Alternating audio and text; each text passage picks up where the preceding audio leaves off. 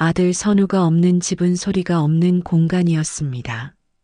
텔레비전 소리도, 웃음소리도, 심지어 시계 초침 소리조차 모두 사라진 것 같았지요.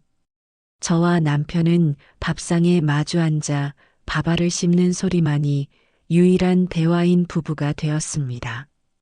우리 집 복도 끝, 굳게 닫힌 아들의 방문은 저에게 남은 마지막 성역이자 결코 열어서는 안 될 판도라의 상자였습니다.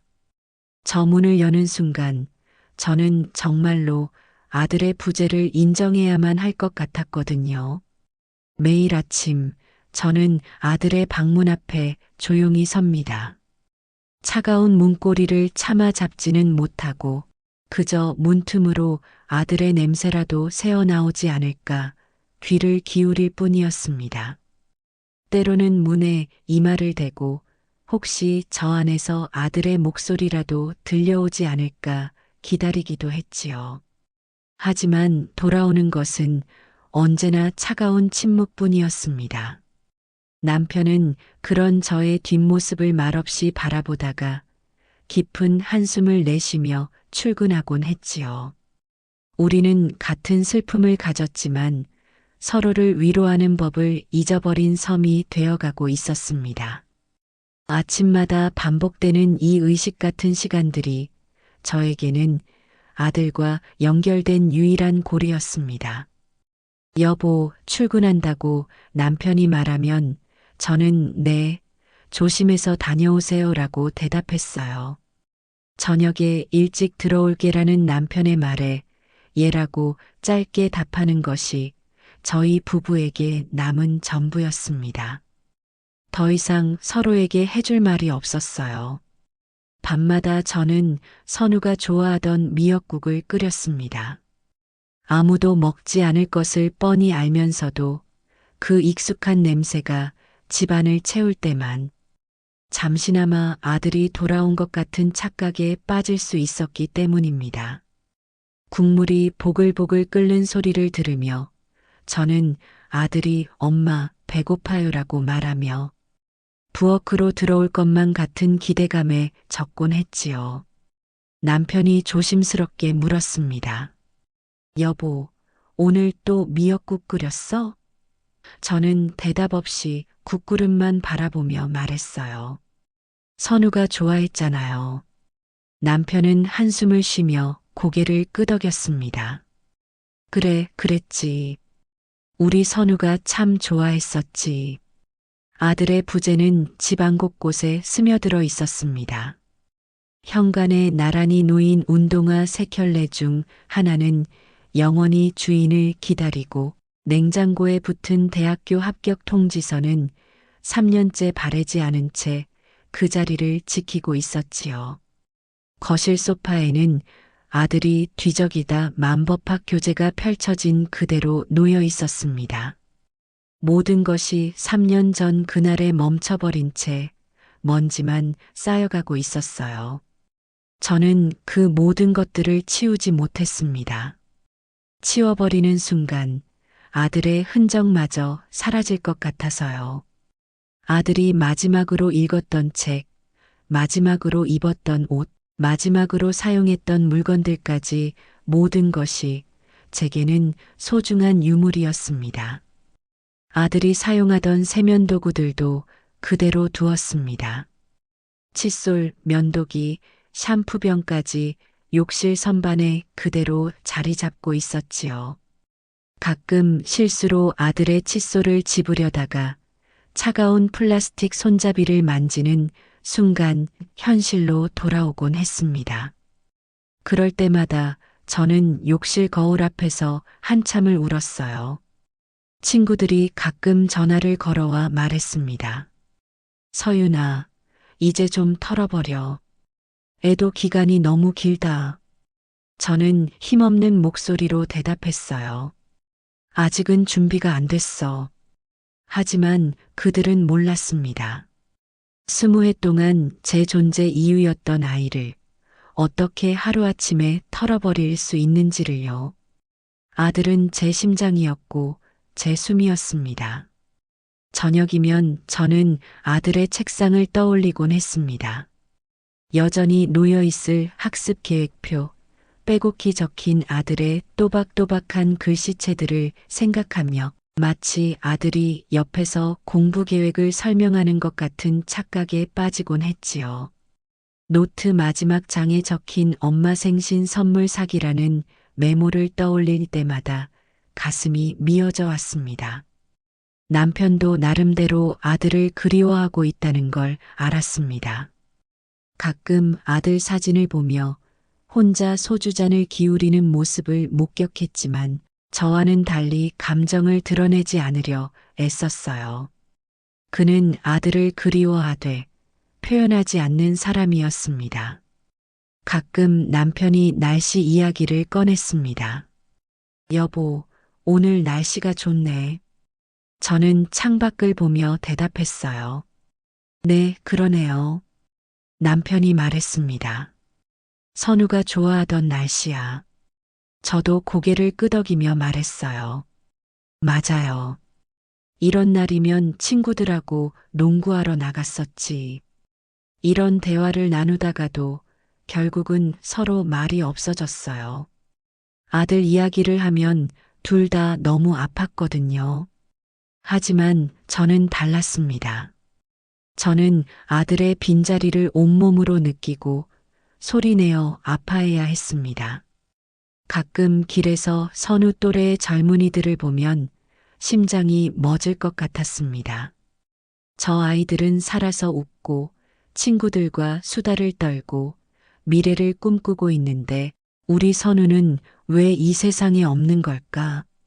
그런 생각이 들면 저는 집으로 달려와 아들의 방문에 기대어 한참을 울었습니다. 때때로 아들이 좋아하던 TV 프로그램이 나오면 저는 습관적으로 아들을 불렀습니다. 선우야, 내가 좋아하는 프로그램 나와. 하지만 뒤돌아보면 텅 빈 거실만이 저를 반겼습니다. 그럴 때마다 현실이 다시 한번 제 가슴을 후벼 팠어요. 3년이 지났지만 시간은 조금도 상처를 아물게 해주지 않았습니다. 오히려 시간이 흐를수록 아들의 부재는 더욱 선명해지고 그리움은 더욱 깊어만 갔습니다. 다른 사람들은 시간이 약이라고 했지만 저에게는 독이나 다름없었어요. 어떤 날은 아들의 목소리가 들리는 것 같기도 했습니다. 엄마, 배고파요. 엄마, 빨래 좀 해주세요. 하는 익숙한 목소리 말이지요. 그럴 때면 저는 황급히 부엌으로 달려가거나 세탁실로 향했다가 텅 빈 공간을 마주하고서야 그것이 환청이었음을 깨달았습니다. 저는 아들의 방 앞에 서서 문틈 사이로 고개를 숙이고 귀를 기울이곤 했습니다. 혹시라도 아들의 숨소리라도 책장을 넘기는 소리라도 들려오지 않을까 하는 간절한 마음으로요.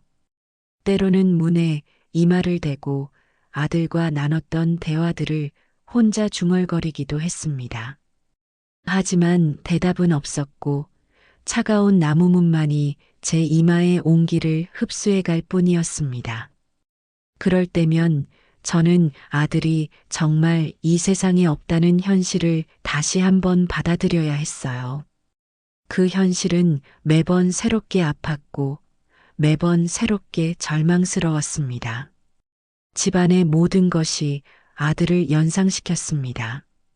냉장고 문을 열 때마다 보이는 아들이 좋아하던 요구르트, 거실 소파에 놓인 아들의 쿠션, 심지어 현관의 우산꽂이에 꽂힌 아들의 우산까지. 어디를 봐도 아들의 흔적이 없는 곳이 없었어요. 그렇게 우리 집의 시간은 멈춰 있었습니다. 아들의 방문은 굳게 잠긴 채 그 안에 담긴 추억들과 함께 영원히 봉인된 것만 같았지요. 하지만 저는 몰랐습니다. 그 문 너머에 제가 상상도 못한 아들의 진짜 이야기가 기다리고 있다는 것을 말입니다. 아들의 세 번째 기일이었습니다. 매년 이맘때면 저와 남편은 추모공원을 찾아 아들의 묘소 앞에 무릎을 꿇고 앉았습니다. 하지만 올해는 뭔가 달랐어요. 남편이 아들의 묘비를 닦으며 건네는 말들이 평소보다 무거웠고 집으로 돌아가는 차 안의 침묵도 유난히 길었습니다. 저는 뒷좌석에 앉아 창밖을 바라보며 왠지 모를 불안감에 가슴이 조여오는 것을 느꼈지요. 선우야, 엄마가 또 왔다. 묘비 앞에 앉아 아들에게 말을 걸었을 때 남편은 제 옆에서 한참 동안 말이 없었습니다. 평소 같으면 저와 함께 아들 이야기를 나누곤 했는데 그날은 그저 묵묵히 잡초만 뽑고 있었어요. 저는 그런 남편의 모습이 이상했지만 각자의 방식으로 아들을 그리워하고 있다고 생각했습니다. 돌아오는 길에도 남편은 계속 무언가 고민하는 듯한 표정을 지었고 저는 그저 아들의 차가운 묘비를 어루만졌던 손의 감촉을 떠올리며 멍하니 있을 뿐이었습니다. 집에 도착하자마자 남편은 곧장 주방으로 향했습니다. 평소에는 맥주나 소주를 마시던 그가 그날은 비싸게 아껴두던 위스키 병을 꺼내 들었어요. 잔에 위스키를 따르는 그의 손이 미세하게 떨리고 있었습니다. 저는 아무것도 모른 채 아들이 좋아하던 반찬들을 차려놓고 혼자 저녁을 먹고 있었지요. 남편은 거실 소파에 앉아 위스키를 한 모금씩 마시며 계속 무언가를 망설이는 듯 했습니다. 그의 눈빛에는 평소와 다른 결연함이 서려 있었어요.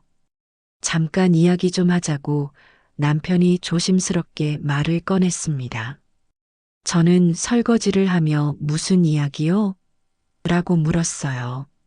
남편이 위스키 잔을 내려놓으며 말했습니다. 선우 이야기야. 우리 이제 선우 놓아주자. 그 한마디에 제 손에 들고 있던 그릇이 떨어져 산산조각 났습니다. 놓아주자라는 말이 제 귀에는 잊어버리자, 포기하자는 뜻으로만 들렸어요. 3년 동안 아들을 가슴에 품고 살아온 저에게 그 말은 마치 아들을 다시 한 번 죽이라는 것과 같았습니다. 떨리는 목소리로 저는 물었습니다. 뭐라고 하셨어요?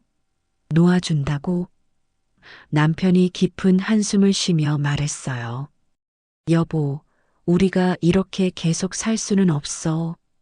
죽은 아들 방을 신주단지처럼 모시고 사는 게 그게 정말 선우를 위한 길일까? 선우도 우리가 이렇게 사는 걸 원하지 않을 거야.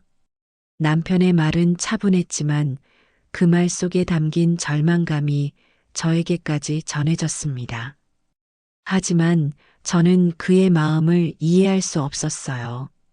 어떻게 아들을 놓아줄 수 있단 말입니까? 아들은 저의 전부였는데 아들 없는 삶이란 상상할 수도 없었는데 말이에요.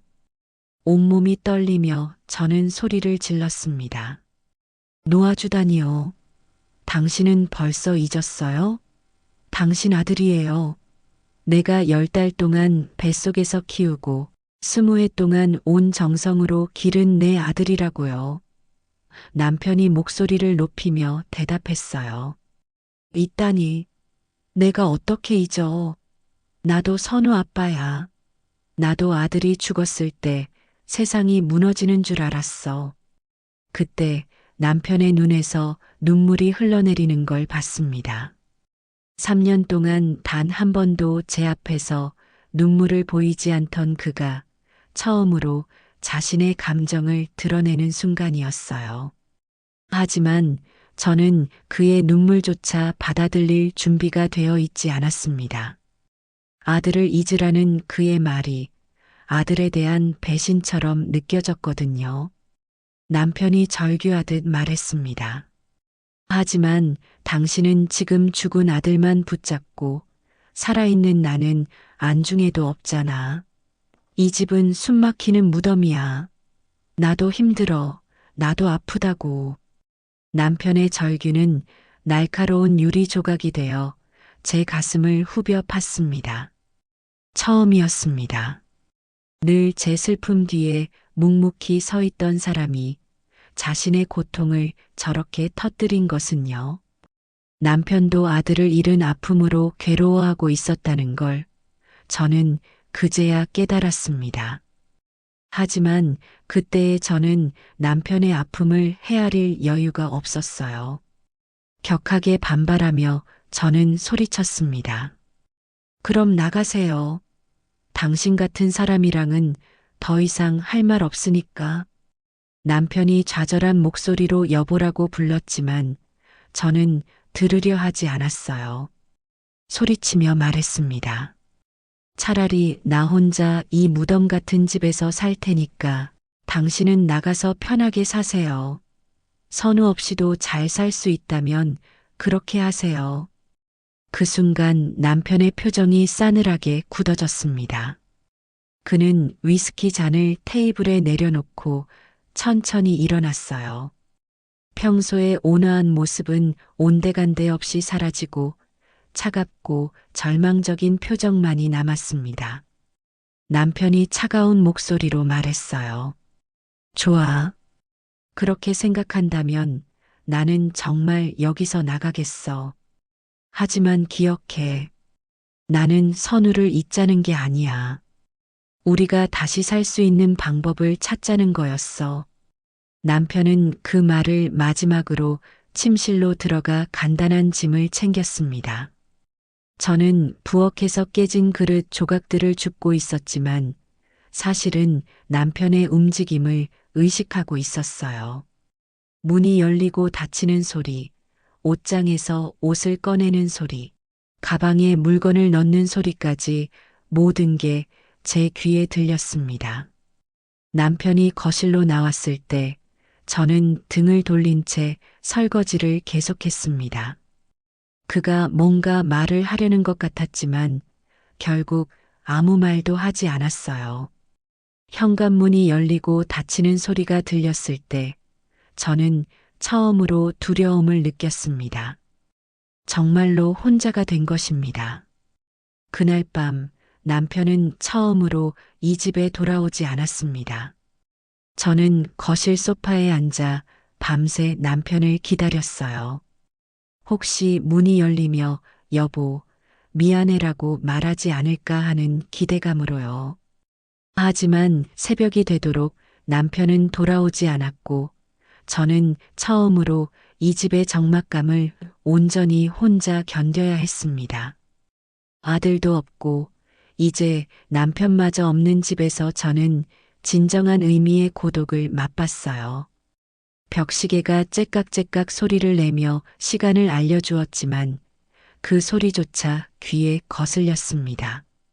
모든 것이 너무 조용했고 너무 텅 비어 있었어요. 아침이 되자 저는 남편의 빈자리를 바라보며 뒤늦게 후회가 밀려왔습니다. 3년 동안 제 슬픔만 생각하며 남편의 아픔은 외면했다는 것을요. 남편도 아들을 잃고 힘들었을 텐데 저는 그런 그를 이해하려 노력하지 않았습니다. 하지만 동시에 화도 났어요. 어떻게 아들을 포기하자고 할 수 있느냐고, 어떻게 저 혼자 남겨두고 떠날 수 있느냐고 말이에요. 텅 빈 집에서 혼자 커피를 마시며 저는 생각했습니다. 과연 제가 옳은 선택을 한 것일까? 아들을 지키려다가 남편마저 잃어버린 지금, 이것이 정말 선우가 원했던 모습일까? 하지만 여전히 확신이 서지 않았어요. 아들을 놓아준다는 것이 무엇을 의미하는지 저는 아직 이해할 수 없었습니다.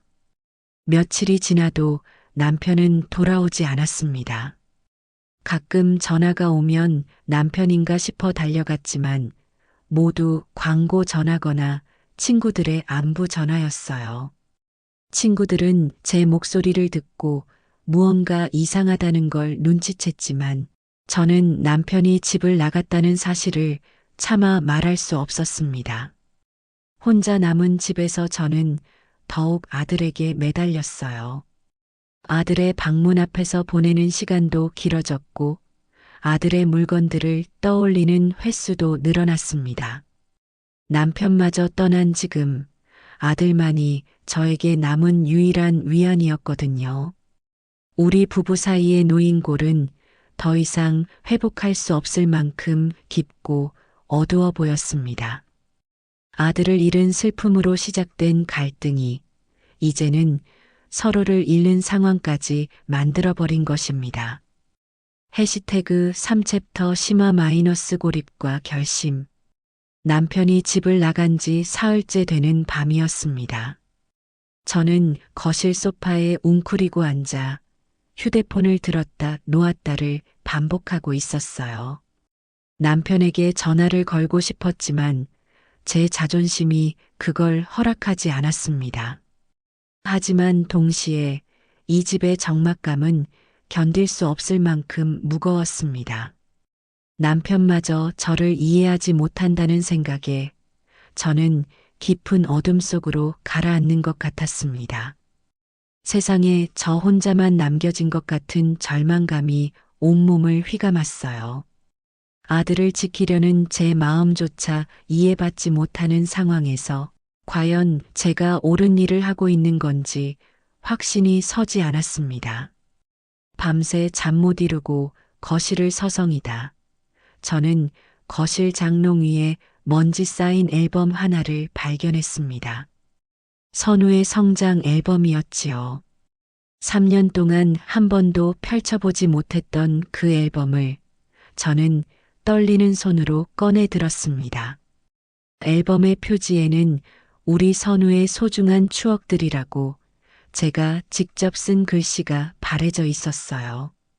첫 장을 넘기자 갓 태어난 핏덩이 시절의 선우가 제 품에 안겨 있었습니다. 그때의 저는 얼마나 행복했던가요? 세상에서 가장 소중한 보물을 얻은 것 같았지요. 다음 장에는 첫 돌잡이를 하는 선우의 모습이 있었어요. 작은 손으로 책을 잡는 모습을 보며 우리 선우는 공부 잘할 아이야라고 기뻐했던 제 모습이 떠올랐습니다. 페이지를 넘길 때마다 아들의 모습이 점점 커져갔어요. 유치원 입학식, 초등학교 운동회, 중학교 졸업식, 그리고 대학교 합격 소식을 들었을 때의 환한 웃음까지 앨범 속에는 온통 선우의 모습뿐이었습니다. 제 인생은 온전히 아들, 선우의 역사였던 것입니다. 하지만 앨범을 보며 문득 이상한 점을 발견했습니다. 고등학교 시절부터 아들의 표정이 조금씩 어두워지고 있었어요. 웃고는 있지만 그 웃음이 어딘가 억지스럽고 무거워 보였습니다.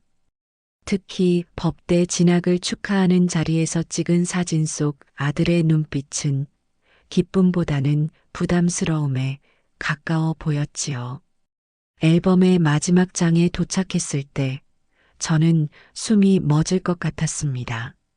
활짝 웃으며 낡은 기타를 끌어안고 있는 아들의 사진이 있었거든요. 언제 찍은 사진인지도 모르겠고 심지어 그 기타가 누구 것인지도 몰랐어요. 법대에 가서 판사가 되겠다던 아들이 언제부터 기타를 연주했던 걸까요? 그 사진을 보는 순간 저는 깨달았습니다. 사진 속 아들의 미소가 그토록 눈부신 이유를. 그건 제가 원하는 모습을 연기할 때의 억지 웃음이 아니라 진짜 행복할 때의 자연스러운 미소였던 것입니다. 기타를 안고 있을 때의 선우는 제가 본 적 없는 진짜 행복한 표정을 하고 있었어요. 그런 아들이 자랑스러워 비싸디 비싼 법대 등록금을 마련하기 위해 밤낮 없이 일했던 제 지난 날들이 떠올랐습니다. 아르바이트를 3개씩 하면서도 선우가 좋은 대학 가는 게 제일 중요해라고 말했던 제 모습들이요. 하지만 정작 아들은 다른 꿈을 품고 있었던 것 같았습니다. 사진 속 아들의 미소는 행복해 보였지만 지금의 제 눈에는 어딘가 모르게 슬퍼 보였습니다. 마치 엄마 미안해. 나는 사실 이런 걸 좋아해라고 말하고 있는 것 같았어요. 저는 앨범을 가슴에 꼭 안고 소리내어 울었습니다. 그때 집 전화가 울렸습니다. 남편일까 하는 기대감에 황급히 전화를 받았지만 돌아온 건 텔레마케팅 전화였어요. 실망감에 전화를 끊고 나니 다시 적막감이 집안을 가득 채웠습니다. 이 순간 저에게는 아무도 없었어요. 아들도 남편도 심지어 제 자신조차 어디에 있는지 모를 정도로 길을 잃은 상태였습니다. 저는 부엌으로 가서 따뜻한 차를 끓였습니다. 선우가 좋아하던 유자차였지요. 컵에 차를 따르며 문득 아들이 엄마 유자차 맛있어요 라고 말하던 목소리가 들리는 것 같았어요. 하지만 뒤돌아보면 텅 빈 식탁만이 저를 반겼습니다.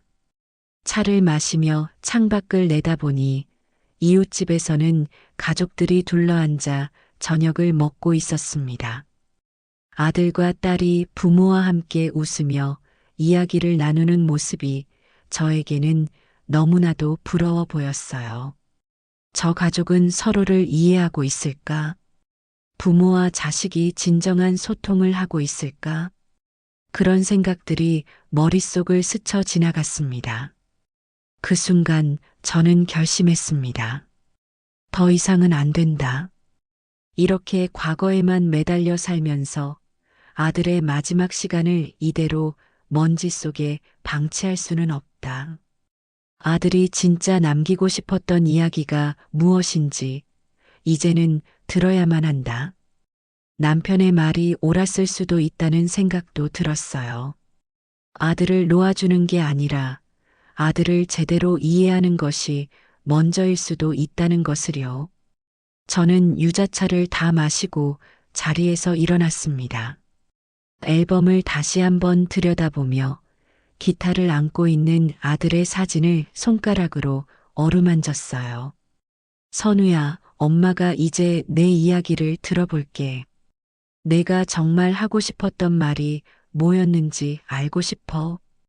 비틀거리는 걸음으로 복도 끝을 향해 걸어갔습니다. 3년 동안 단 한 번도 가까이 가지 못했던 아들의 방문이 저를 기다리고 있었어요. 문 앞에 서자 온몸이 떨렸습니다. 저 문을 열면 정말로 아들의 부재를 인정해야 하는 걸까? 아니면 아들의 진짜 모습과 만날 수 있는 걸까? 손을 뻗어 문고리를 잡으려고 했지만 여전히 망설여졌습니다. 3년 동안 굳게 닫아둔 그 공간에는 어떤 이야기들이 기다리고 있을까요?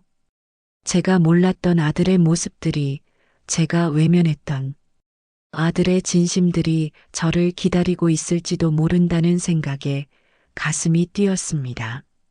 문 앞에서 중얼거리며 저는 말했어요.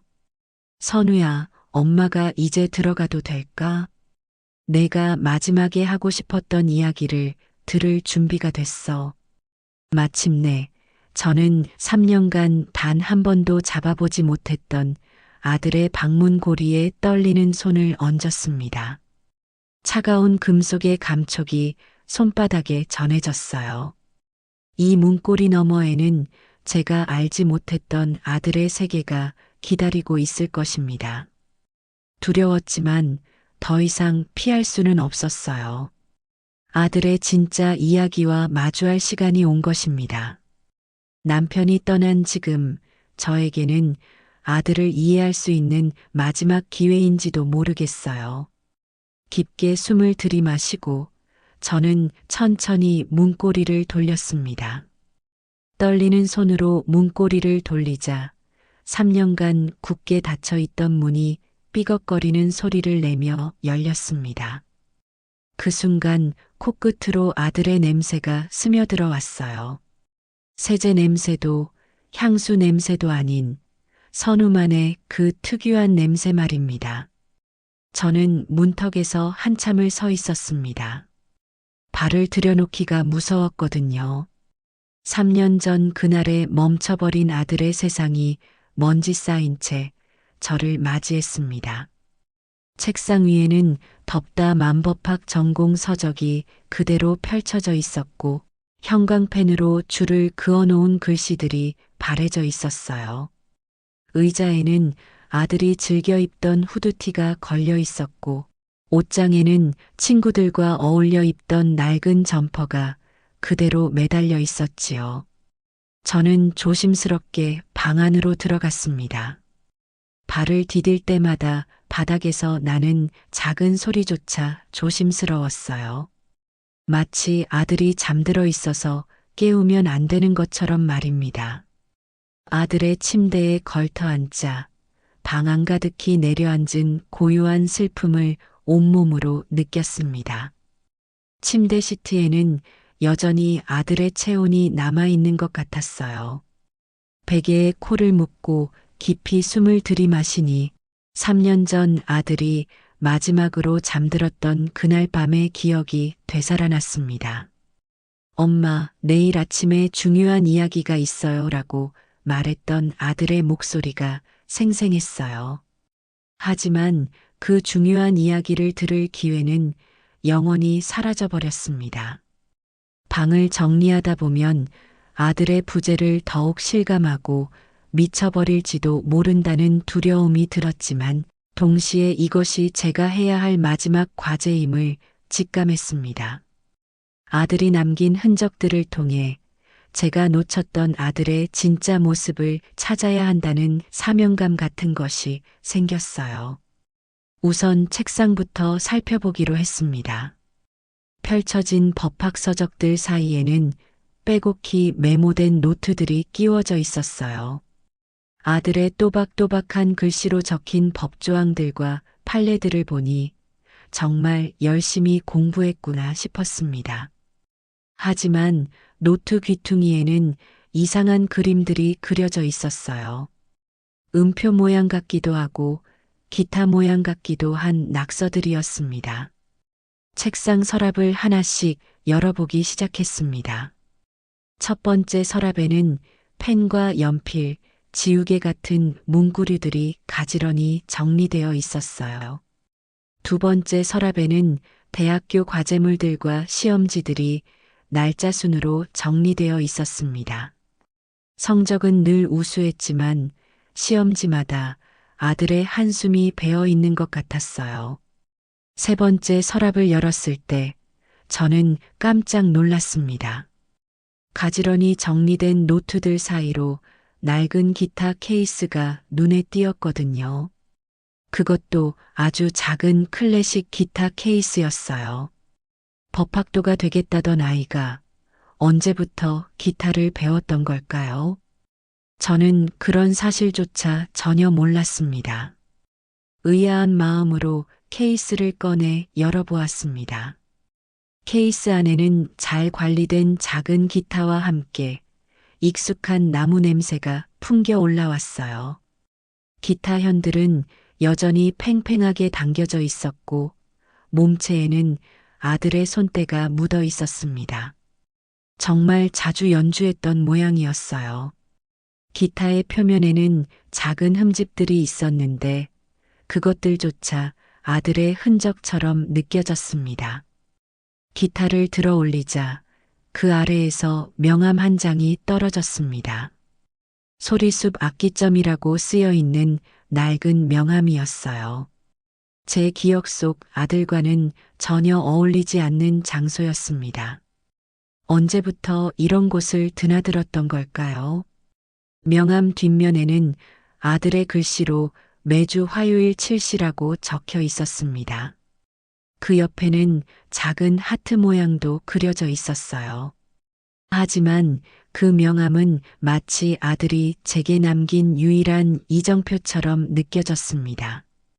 아들의 숨겨진 이야기로 이어지는 열쇠 말이지요. 저는 명함을 들고 한참을 바라보았습니다. 이 작은 종이 조각이 아들의 진짜 모습을 보여줄 수 있을까요? 그 궁금증은 견딜 수 없을 만큼 강렬했습니다. 저는 기타를 조심스럽게 품에 안았습니다. 아들이 안았던 바로 그 자세로 말이에요. 기타의 차가운 나무 표면이 제 가슴에 닿자 마치 아들을 안고 있는 것 같은 착각이 들었어요. 아들이 이 기타로 어떤 노래를 연주했을까, 어떤 마음으로 줄을 튕겼을까 궁금해졌습니다. 아들 방을 더 살펴보니 곳곳에서 음악과 관련된 흔적들을 발견할 수 있었어요. 책장 뒤편에 숨겨진 음악 관련 서적들이 몇 권 있었고, 침대 밑에서는 손으로 직접 그린 오선지의 서툰 음표들이 빼곡히 적힌 악보 몇 장도 찾을 수 있었습니다. 제가 전혀 몰랐던 아들의 또 다른 세계가 조금씩 모습을 드러내고 있었어요. 서랍 깊숙한 곳에서는 작은 메모지 하나도 발견했습니다. 엄마가 좋아할 만한 노래를 만들어 보자라고 적혀 있었어요. 아들이 저를 위한 노래를 만들려고 했다니 그 사실을 알고 나니 가슴이 더욱 아팠습니다. 왜 그런 마음을 제게 직접 말해주지 못했을까요? 그날 오후 저는 홀린 듯 명함을 들고 집을 나섰습니다. 아들이 다녔던 그 소리숲 악기점이 어떤 곳인지, 거기서 아들이 무엇을 했는지 알고 싶었거든요. 지하철을 타고 명함에 적힌 주소를 찾아가는 동안 가슴이 두근두근 뛰었습니다. 마치 아들을 만나러 가는 것 같은 기분이었어요. 소리숲 악기점은 낡은 상가 건물 지하 1층에 위치한 작은 가게였습니다. 계단을 내려가니 여러 악기들의 소리가 어우러져 들려왔어요. 기타 소리, 피아노 소리, 때로는 누군가의 노랫소리까지. 아들이 이런 곳을 다녔다니 정말 상상도 못했습니다. 이 소리들 속에 아들의 기타 소리도 섞여 있었을까요? 가게 문을 열고 들어서자 나이 지긋한 가게 주인이 돋보기 안경 너머로 저를 물끄러미 바라보았습니다. 벽면에는 온갖 종류의 기타들이 걸려 있었고 한쪽 구석에는 작은 피아노와 앰프들이 놓여 있었어요. 생각보다 아늑하고 따뜻한 분위기의 공간이었습니다. 여기서 아들이 시간을 보냈다고 생각하니 마음이 한결 편안해졌어요. 가게 주인이 친근하게 말했습니다. 어서 오세요. 뭘 찾으시나요? 저는 명함을 내밀며 말했어요. 저 혹시 이 명함 아시나요? 제 아들이 여기 다녔던 것 같은데요. 가게 주인이 명함을 보더니 말했습니다. 아, 이건 우리 가게 명함이네요. 따님이 여기 다니셨다고요? 저는 가방에서 아들의 사진을 꺼냈습니다. 대학교 입학식 때 찍은 사진으로 아들이 가장 환하게 웃고 있는 모습이었어요. 하지만 지금 생각해 보니 그 웃음도 억지로 지은 것일지 모르겠다는 생각이 들었습니다. 사진을 본 가게 주인의 표정이 갑자기 밝아졌습니다. 가게 주인이 깜짝 놀라며 말했어요. 이거 선우 학생 아닌가요? 어머님이세요? 제가 놀라며 대답했습니다. 네, 저희 아들을 아세요? 가게 주인이 반가워하며 말했습니다. 물론이죠. 선우는 우리 가게의 자랑이었는데요. 정말 음악에 재능이 있는 아이였어요. 기타도 잘 치고 노래도 정말 잘했거든요. 가게 주인의 말을 듣는 순간 저는 머리가 하얘지는 것을 느꼈습니다. 제가 전혀 몰랐던 아들의 모습이 이 낯선 사람의 입을 통해 전해지고 있었거든요. 아들은 이곳에서 어떤 시간을 보냈던 걸까요? 어떤 마음으로 이곳을 찾아왔던 걸까요? 떨리는 목소리로 저는 물었습니다. 선우가 정말 여기 자주 왔나요? 가게 주인이 고개를 끄덕이며 말했어요. 그럼요. 매주 화요일마다 빠짐없이 왔어요. 기타 레슨도 받고 다른 친구들과 합주도 하고요. 매주 화요일. 명함 뒷면에 적힌 바로 그 요일이었습니다. 아들은 제가 모르는 사이에 매주 이곳에서 자신만의 시간을 보내고 있었던 것입니다. 가게 주인에게 아들의 죽음을 알리는 것은 생각보다 어려웠습니다. 말을 꺼내려 할 때마다 목이 메었고 결국 눈물부터 흘러내렸어요. 가게 주인은 제 표정을 보더니 무언가 심상치 않다는 것을 눈치챘습니다. 혹시 선우에게 무슨 일이라도 있었나요? 라고 조심스럽게 물었어요. 저는 한참을 머뭇거리다가 떨리는 목소리로 말했습니다. 선우가 3년 전에 교통사고로 세상을 떠났어요. 그 말을 하는 순간 가게 주인의 얼굴이 창백해졌습니다. 그는 한동안 말을 잇지 못하더니 의자에 주저앉으며 깊은 한숨을 내쉬었어요. 그럴 수가 없어요. 그렇게 젊고 재능 많은 아이가. 가게 주인의 반응을 보니 아들이 이곳에서 얼마나 사랑받는 존재였는지 알 수 있었습니다. 저보다도 아들의 진짜 모습을 더 잘 알고 있는 것 같았어요. 그 사실이 한편으로는 고마웠지만 다른 한편으로는 제 자신이 부끄러워졌습니다. 아들의 어머니인 제가 아들의 진짜 꿈을 몰랐다니요. 한참을 침묵하던 가게 주인이 천천히 말을 시작했습니다. 선우는 정말 특별한 아이였어요. 처음 이곳에 왔을 때부터 음악에 대한 열정이 남달랐거든요. 기타를 처음 잡아보는데도 금세 기본기를 익혔어요. 하지만 무엇보다 인상적이었던 건 음악을 할 때의 그 아이 표정이었습니다. 가게 주인의 이야기를 듣는 동안 저는 제가 전혀 모르던 아들의 모습을 상상해 보았어요.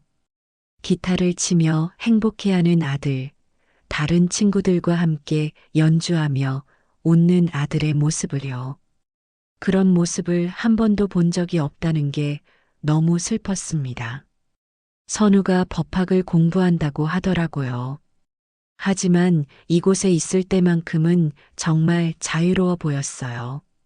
법학 책 때문에 스트레스 받는다는 이야기를 자주 했거든요. 음악이 유일한 탈출구라고 하더라고요. 가게 주인의 말에 제 가슴이 찔렸습니다. 아들이 그렇게 힘들어했는데 저는 그걸 전혀 몰랐던 거예요. 가게 주인이 계속 말했습니다.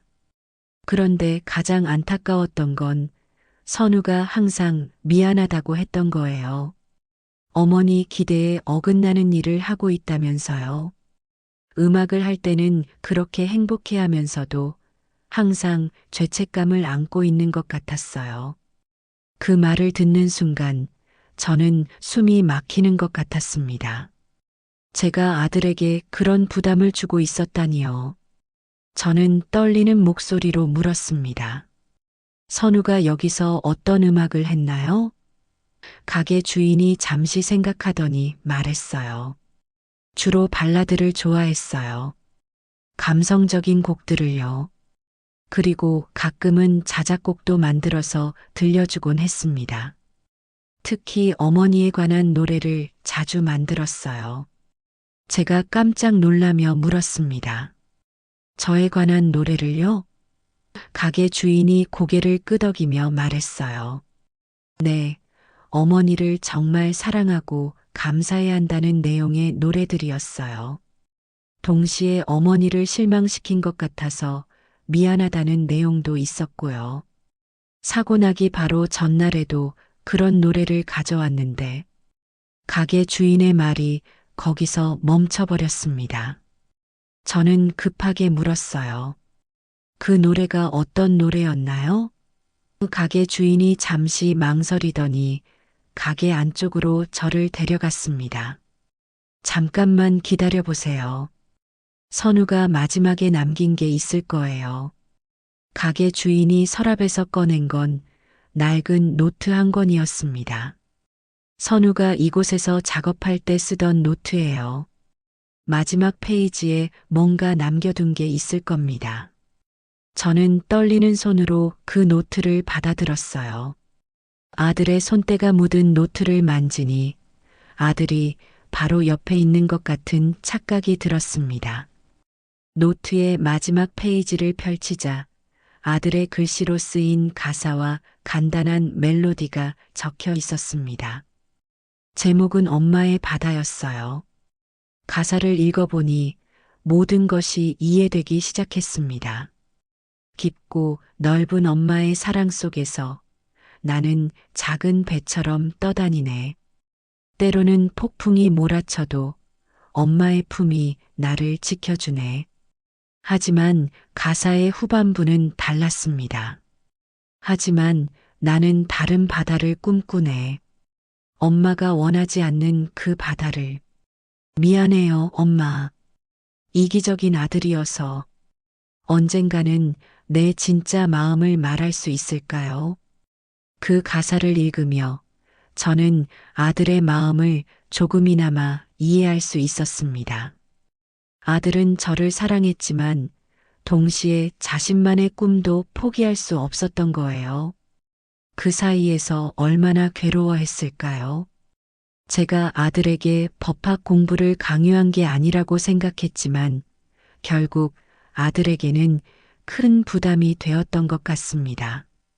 가게 주인이 조심스럽게 말했습니다. 선우가 마지막에 왔을 때 이 노래를 완성하면 어머니께 들려드리고 싶다고 했어요. 그리고 자신의 진짜 꿈에 대해서도 이야기하고 싶다고요. 용기를 내서 정말 하고 싶은 일을 말씀드리겠다고 했는데 그의 목소리가 점점 작아졌습니다. 저는 노트를 가슴에 안으며 울음을 터뜨렸습니다. 아들이 그렇게 큰 결심을 하고 있었는데 그 기회를 영영 잃어버렸다니요.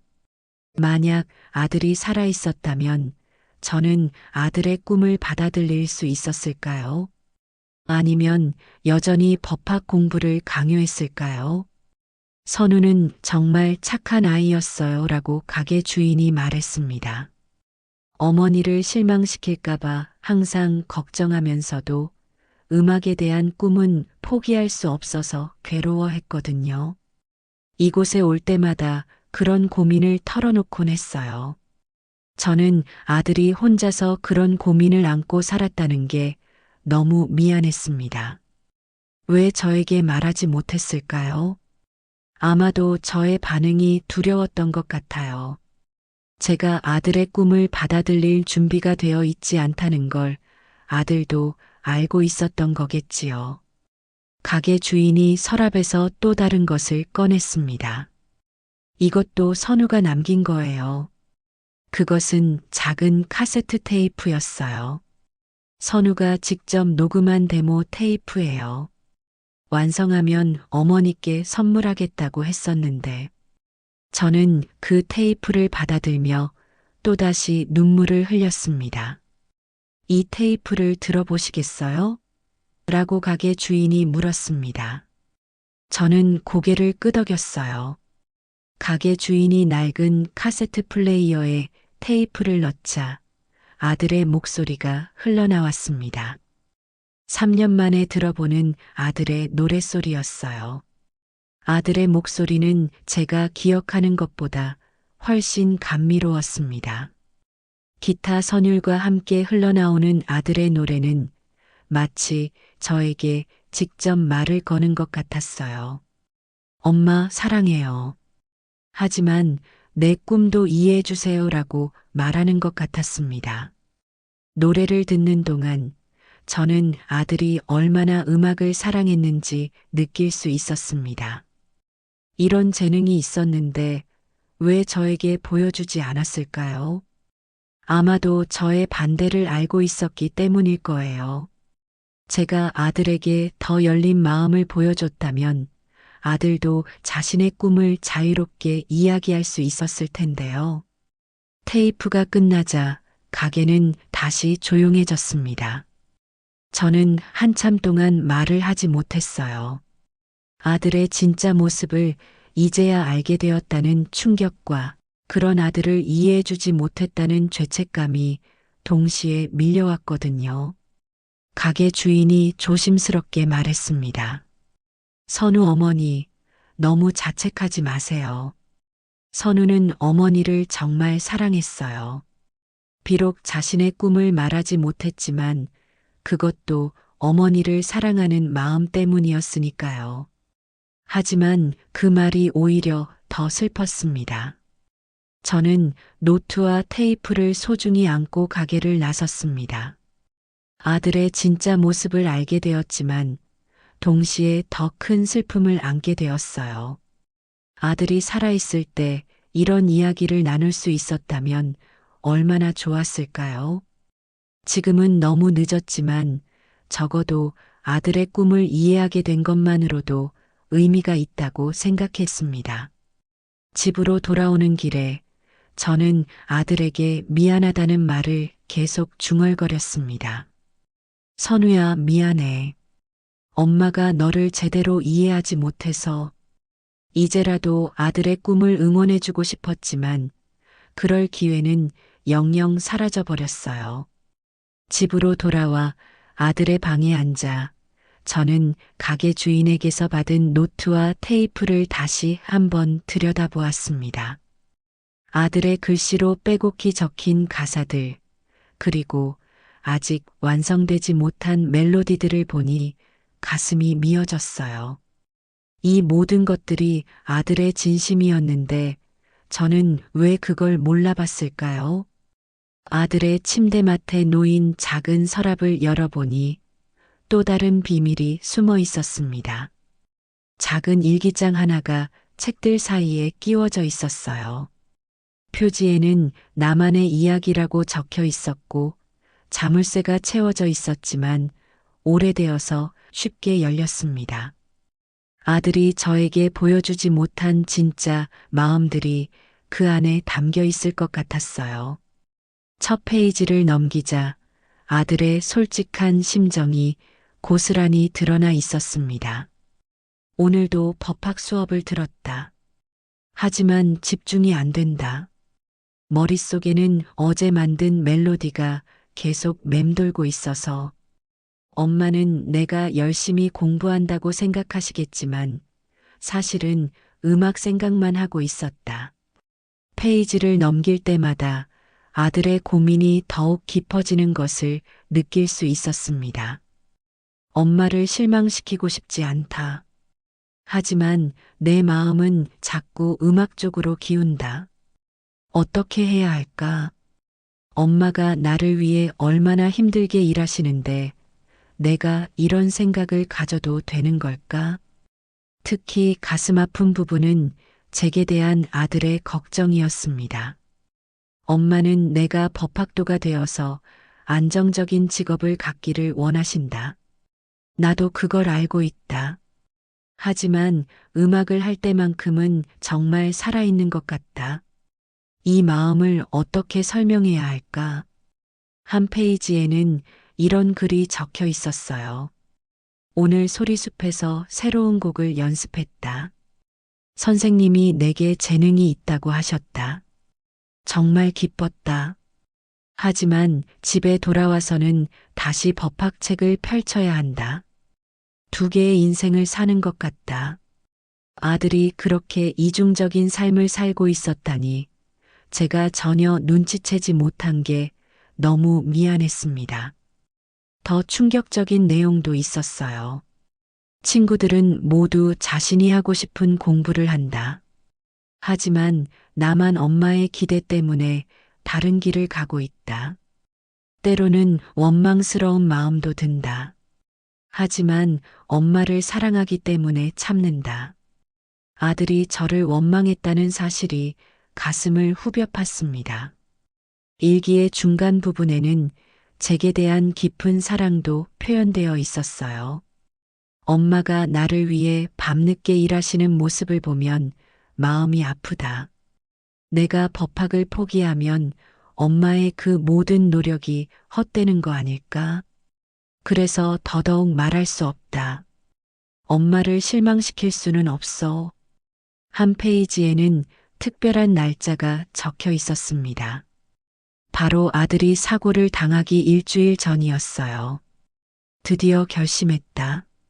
엄마에게 내 진짜 마음을 말씀드리기로. 더 이상 거짓으로 살 수는 없다.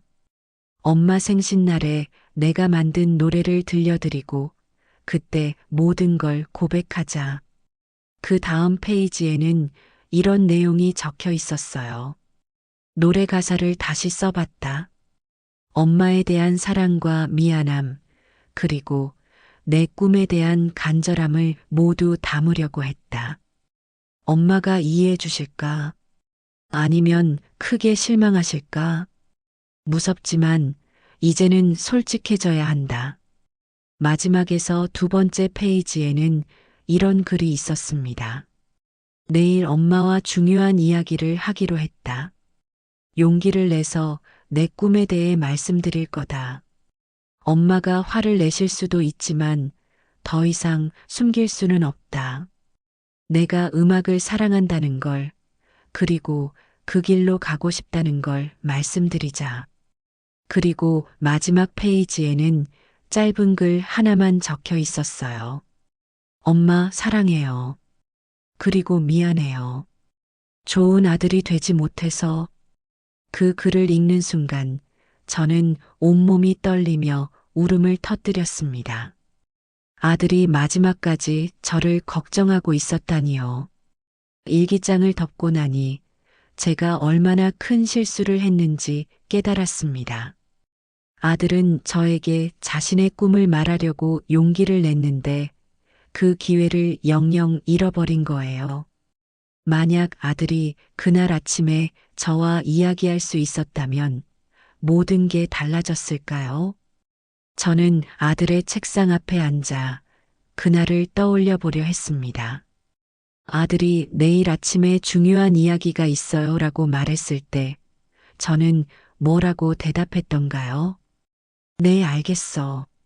내일 아침에 이야기하자라고 했던 것 같아요. 하지만 그 다음날 아침 아들은 영영 돌아오지 못했습니다. 만약 그날 밤에 조금 더 관심을 가졌다면 어땠을까요? 무슨 이야기인데? 라고 물어봤다면 아들이 그 자리에서 모든 걸 털어놨을 수도 있었을 텐데.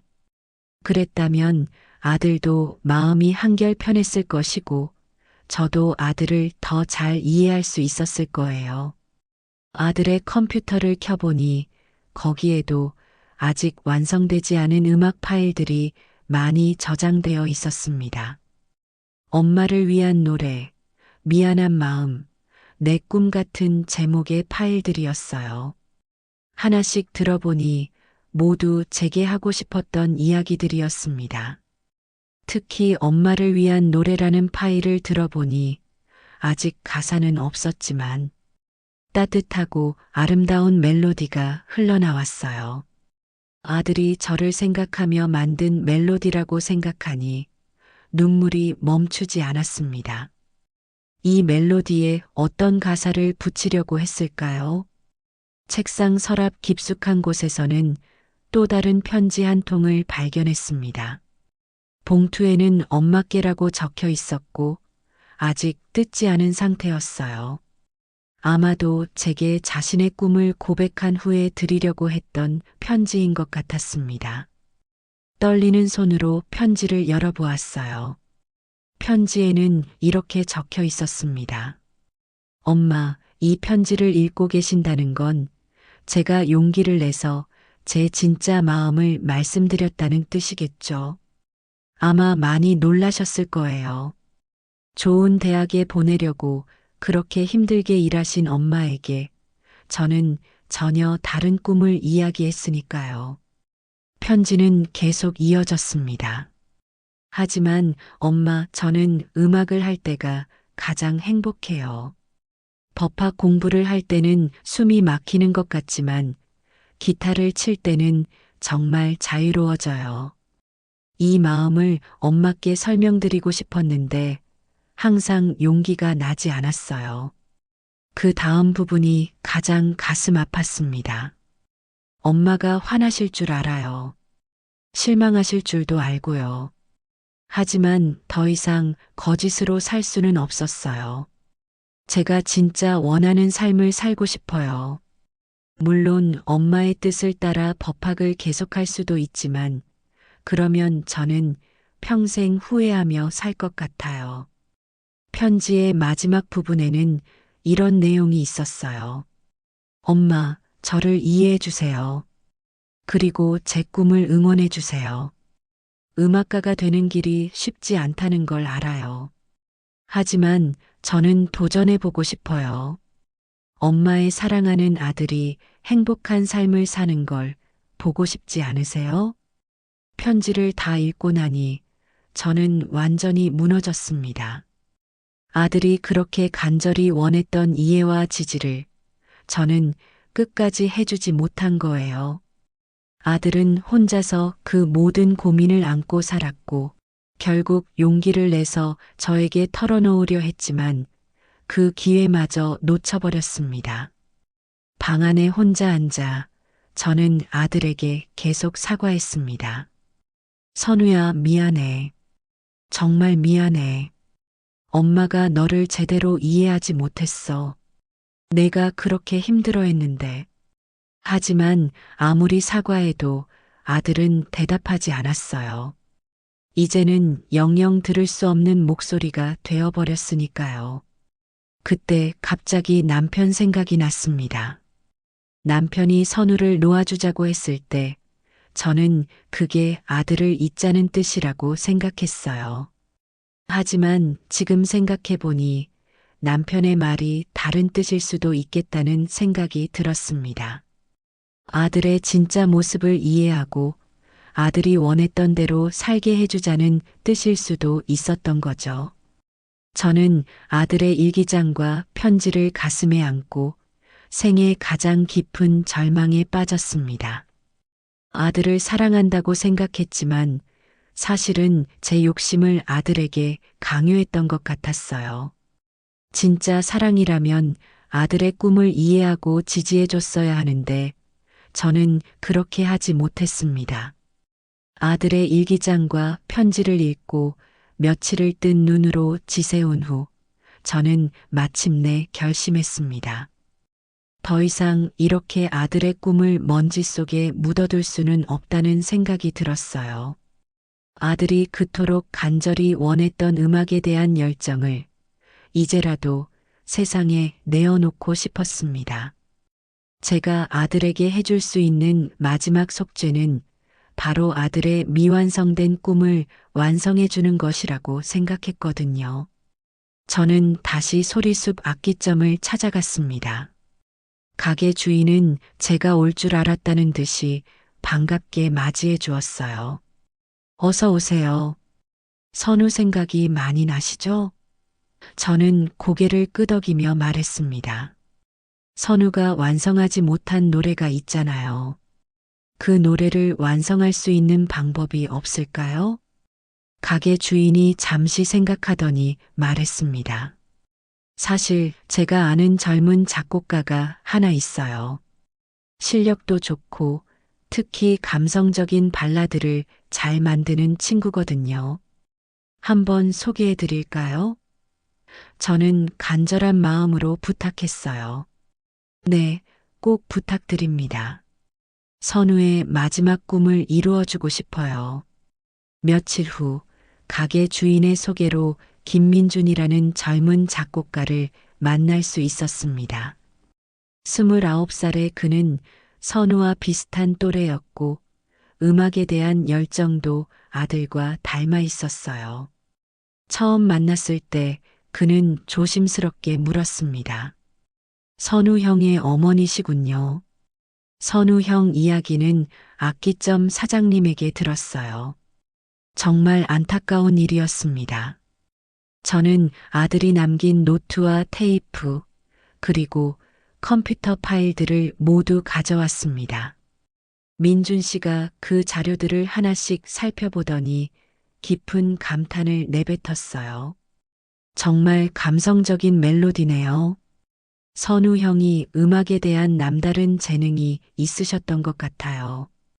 특히 이 엄마의 바다라는 곡은 정말 아름다운 선율이에요. 민준 씨는 아들의 미완성 작품들을 보며 말했습니다. 이 곡들을 완성하는 건 제게도 큰 영광일 것 같아요. 선우 형의 마음이 고스란히 담겨 있는 걸 느낄 수 있어요. 어머니에 대한 사랑과 미안함, 그리고 음악에 대한 열정까지. 그의 말을 들으니 아들의 작품을 이해하는 사람을 만난 것 같아서 마음이 놓였습니다. 작업은 생각보다 오래 걸렸습니다. 민준 씨는 아들의 원래 의도를 최대한 살리면서도 완성도 있는 곡으로 만들기 위해 밤낮 없이 노력했어요. 저도 가끔 작업실에 찾아가서 진행 상황을 지켜봤는데 아들의 멜로디가 조금씩 살아나는 과정이 신기하면서도 감동적이었습니다. 어머님, 이 부분에서 선우 형이 뭘 표현하고 싶었던 것 같으세요? 라고 민준 씨가 물었을 때 저는 아들의 일기를 떠올리며 대답했어요. 아마 저에 대한 고마움과 동시에 미안한 마음을 표현하고 싶었던 것 같아요. 제 사랑 때문에 자신의 꿈을 숨겨야 했던 복잡한 감정 말이에요. 민준 씨는 고개를 끄덕이며 말했습니다. 그렇다면 이 부분에서 조금 더 애절한 느낌을 살려보겠어요. 사랑하지만 말하지 못하는 마음, 그런 감정을 표현해보죠. 그렇게 아들의 마음을 하나하나 음악으로 풀어내는 과정을 지켜보며 저는 비로소 아들과 진정한 대화를 나누고 있는 것 같았어요. 작업 중간에 민준 씨가 제게 제안했습니다. 어머님, 혹시 선우 형이 평소에 어머님께 하고 싶었던 말이 있다면 그걸 가사에 포함시키면 어떨까요? 아들의 목소리를 직접 담는 거죠. 저는 아들의 편지와 일기를 다시 읽어보며 가장 핵심적인 메시지를 정리해서 전달했어요. 선우는 항상 저를 실망시킬까봐 걱정했어요. 동시에 자신의 꿈도 포기할 수 없어서 괴로워했고요. 그리고 무엇보다 저를 사랑했다는 걸 꼭 전하고 싶어 했던 것 같아요. 민준 씨는 그 이야기를 들으며 눈물을 글썽였습니다. 정말 효자셨네요. 그런 마음을 꼭 곡에 담겠습니다. 한 달 정도의 작업 끝에 드디어 아들의 노래가 완성되었습니다. 엄마의 바다라는 제목 그대로 깊고 넓은 모성애와 그 안에서 꿈꾸는 아들의 마음을 아름답게 표현한 곡이었어요. 민준 씨가 직접 노래를 불러서 데모를 만들어 주었는데 듣는 순간 아들의 목소리가 들리는 것 같았습니다. 엄마의 바다는 깊고 넓어 그 안에서 나는 작은 물고기. 때로는 다른 바다를 꿈꿔봐도 엄마 품을 떠날 수는 없어. 이런 가사로 시작되는 노래는 아들의 진심을 고스란히 담고 있었어요. 사랑하지만 부담스러웠던 모성애, 그리고 그 안에서도 꿈을 포기할 수 없었던 아들의 마음이 절절하게 표현되어 있었습니다.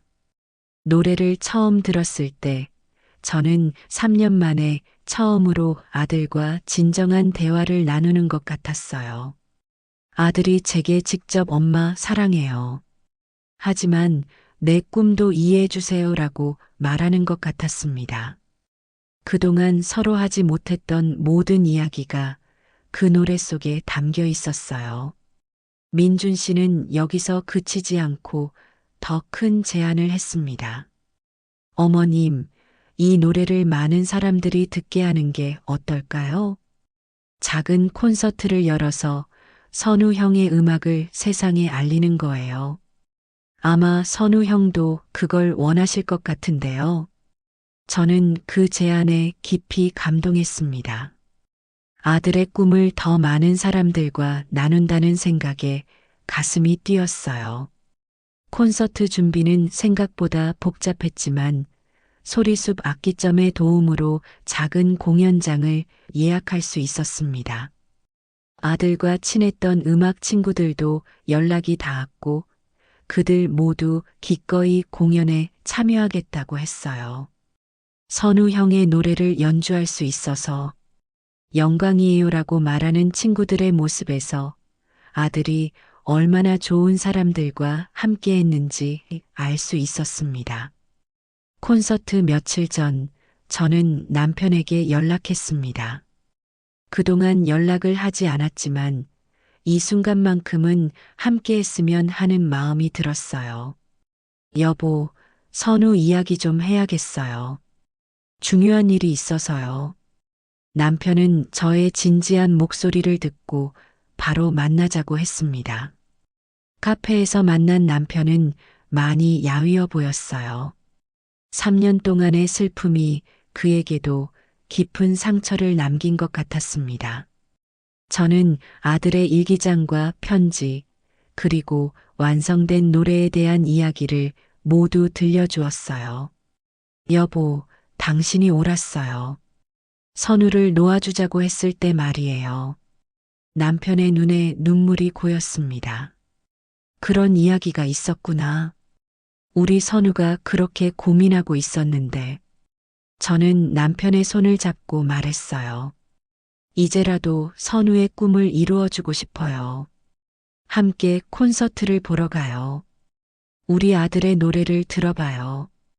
콘서트 당일 작은 공연장에는 생각보다 많은 사람들이 모였습니다. 아들의 대학 친구들, 소리숲 악기점의 음악 친구들, 그리고 저와 남편까지 모두가 아들을 기억하고 그리워하는 사람들이었어요. 무대 위에는 아들의 사진과 기타가 놓여 있었고 조명이 은은하게 비추고 있었습니다. 민준 씨가 마이크를 잡고 말했습니다. 오늘은 우리가 사랑하는 선우 형의 음악을 들려드리는 자리입니다. 비록 선우 형은 우리 곁에 없지만 그가 남긴 아름다운 멜로디는 영원히 우리와 함께 할 것입니다. 그리고 첫 곡이 시작되었어요. 아들의 엄마의 바다가 공연장에 울려 퍼지는 순간 저는 마침내 아들과 마주하고 있다는 느낌을 받았습니다. 노래 속에서 아들이 제게 말을 걸어오는 것 같았어요. 엄마, 이제 이해해 주시겠어요? 내가 정말 사랑했던 이 음악을. 저는 남편의 손을 꼭 잡고 눈물을 흘리며 아들의 노래에 귀를 기울였습니다. 그 순간 저는 깨달았습니다. 아들을 놓아준다는 것은 있는 것이 아니라 아들의 진짜 모습을 받아들이고 이해하는 것이라는 걸 말이에요. 이제야 아들과 진정한 화해를 하게 된 것 같았습니다. 콘서트가 끝난 후 공연장은 잔잔한 감동으로 가득 찼습니다. 많은 사람들이 저와 남편에게 다가와 위로의 말을 건넸어요. 선우의 노래 정말 아름다웠어요. 선우가 얼마나 음악을 사랑했는지 느낄 수 있었어요. 라는 말들을 들으니 아들이 정말 많은 사람들에게 사랑받고 있다는 걸 새삼 깨달았습니다. 특히 아들의 대학 친구 중 한 명이 저에게 와서 말했어요. 어머님, 사실 저희도 선우가 음악을 좋아한다는 걸 알고 있었어요. 하지만 어머님께 말씀드리지 못해서 고민하고 있다는 것도 알고 있었고요. 오늘 이렇게 선우의 음악을 들으니 선우도 정말 기뻐할 것 같아요. 그 말을 듣고 보니 아들 주변의 많은 사람들이 아들의 진짜 모습을 알고 있었던 것 같았어요. 오직 저만이 모르고 있었던 거죠. 하지만 이제는 그 모든 게 중요하지 않았습니다. 늦었지만 아들을 이해하게 되었고 아들의 꿈을 세상에 알릴 수 있게 되었으니까요.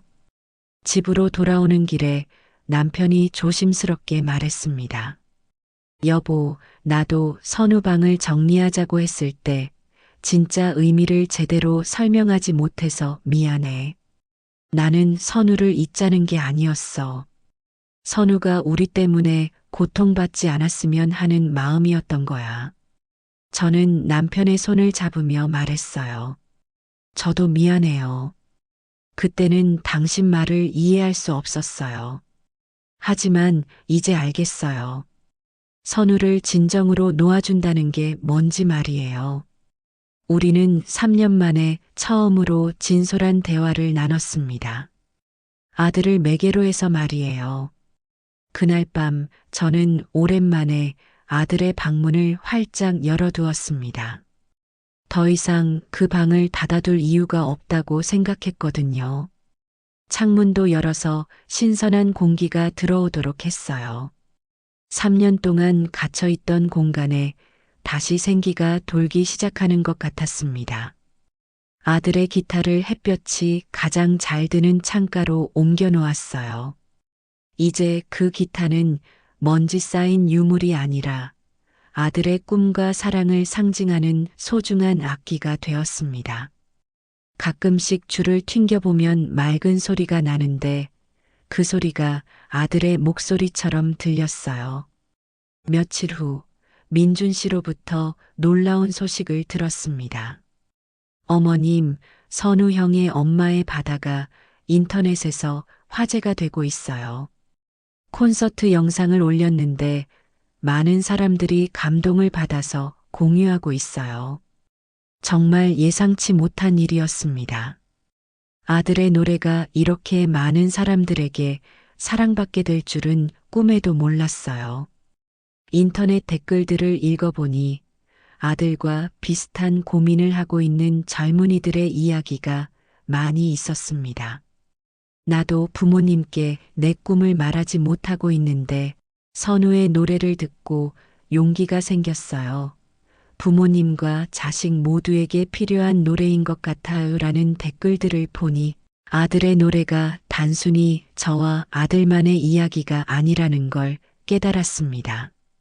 더욱 놀라운 건 몇몇 방송국에서 아들의 이야기에 관심을 보였다는 것이었어요. 선우 씨의 이야기를 다큐멘터리로 만들고 싶다는 제안도 받았습니다. 처음에는 망설였지만 아들의 음악이 더 많은 사람들에게 전해질 수 있다면 좋겠다는 생각이 들어서 승낙했어요. 방송 촬영을 위해 아들의 방을 공개하는 것은 쉽지 않은 결정이었습니다. 하지만 아들의 진짜 모습을 보여주는 것이 의미 있다고 생각했어요. 촬영진들은 아들의 일기장과 미완성 악보들, 그리고 컴퓨터에 저장된 음악 파일들을 정말 조심스럽게 다뤄주었습니다. 인터뷰에서 저는 솔직하게 말했어요. 저는 좋은 어머니라고 생각했는데 사실은 아들의 마음을 전혀 이해하지 못하고 있었어요. 아들이 저 때문에 얼마나 힘들어했는지 이제야 알게 되었습니다. 그 말을 하면서도 눈물이 났지만 후회는 없었어요. 진실을 말하는 것이 아들에 대한 진정한 사랑이라고 생각했거든요. 남편도 인터뷰에서 자신의 마음을 털어놓았습니다. 저도 아들과 충분히 소통하지 못했어요. 아들이 고민을 털어놓을 수 있는 아버지가 되지 못한 게 가장 후회됩니다. 하지만 이제라도 아들의 꿈을 응원하고 싶어요. 다큐멘터리가 방송된 후 정말 많은 사람들이 저희에게 연락을 해왔어요. 비슷한 경험을 한 부모님들, 자신의 꿈을 말하지 못하고 있는 젊은이들, 그리고 아들의 음악을 사랑하게 된 사람들까지. 아들 하나로 인해 이렇게 많은 사람들과 연결될 수 있다니 정말 신기한 일이었습니다. 특히 기억에 남는 건 한 어머니의 편지였어요. 저도 딸에게 의사가 되라고 강요하고 있었는데 선우 이야기를 보고 반성하게 되었어요. 어제 딸과 진솔한 대화를 나눴고 딸의 꿈을 처음으로 제대로 들어보았습니다. 고맙습니다라는 내용이었죠. 아들의 이야기가 다른 가족들에게도 도움이 되고 있다니 정말 뿌듯했어요.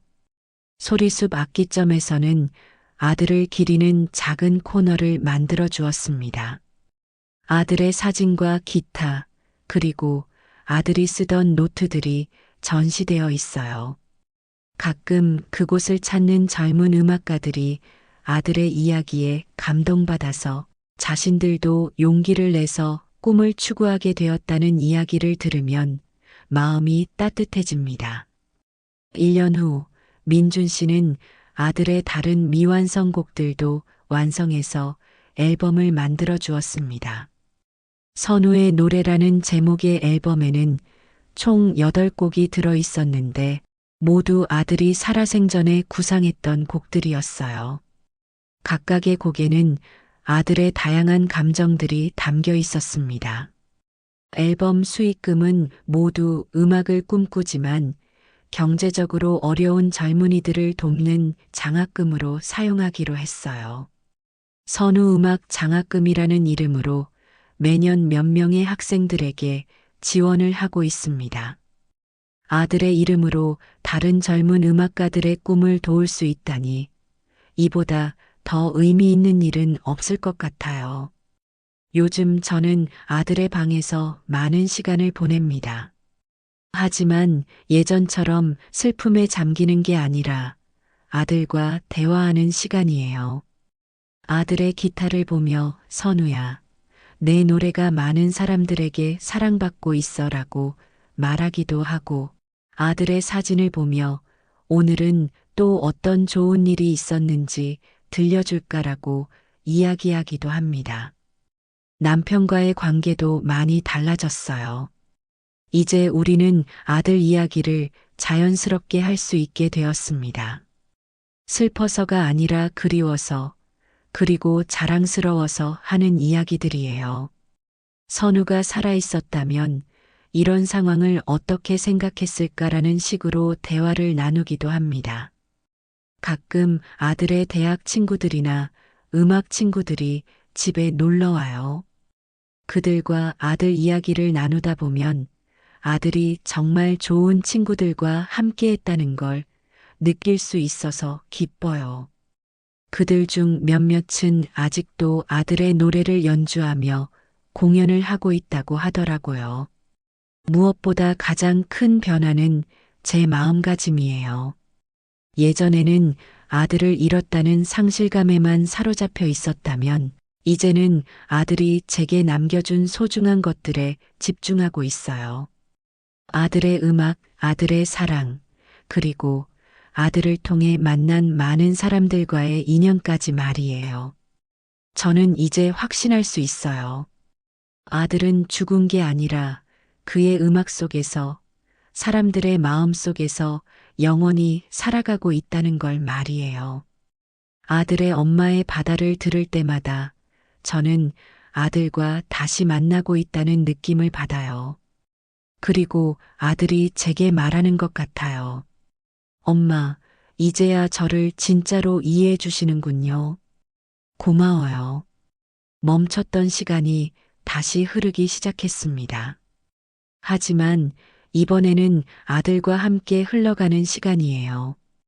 아들의 노래가 자장가가 되어주고 아들의 꿈이 희망이 되어주는 새로운 시간들 말이에요. 저는 이제 과거에 갇혀 살지 않습니다. 아들의 멜로디를 가슴에 품고 오늘을 살아갑니다. 그리고 내일도 계속해서 아들과 함께 걸어갈 예정이에요. 아들이 남긴 가장 큰 선물은 음악이 아니었어요. 바로 진정한 사랑이 무엇인지를 가르쳐 준 것이었습니다. 사랑한다는 것은 상대방을 소유하는 것이 아니라 상대방의 꿈과 행복을 진심으로 응원하는 것이라는 걸 말이에요.